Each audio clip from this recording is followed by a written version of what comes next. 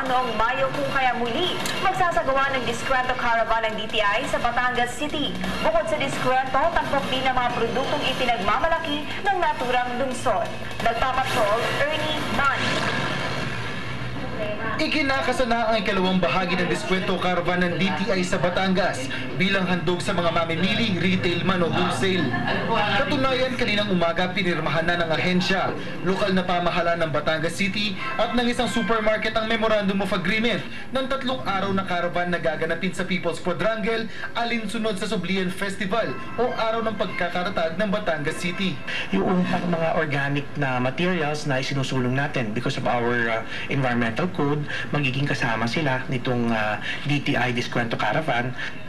There are some that go as far as low as about 30 to 20% na reduction, no? Dahil diretso ang presyo na galing sa mga manufacturer. Mula 5 hanggang 20% ang maaaring makuhang diskwento sa caravan nito at makatitiyak na kalidad ang mga ibinibentang produkto. So ang mamimili pwede bumili ng 25 pesos, 50 pesos, 100 pesos. So basic commodities yan at a very low price.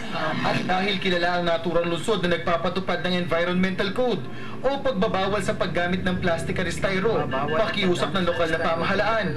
Na pwedeng huwag ng plastic lang yung ano natin, magdala tayo ng bayong, magdala tayo ng mga banig bags, mga paper bags.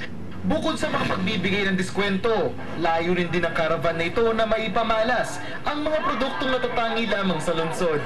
Ernie Manyo, Patrol ng Pilipino.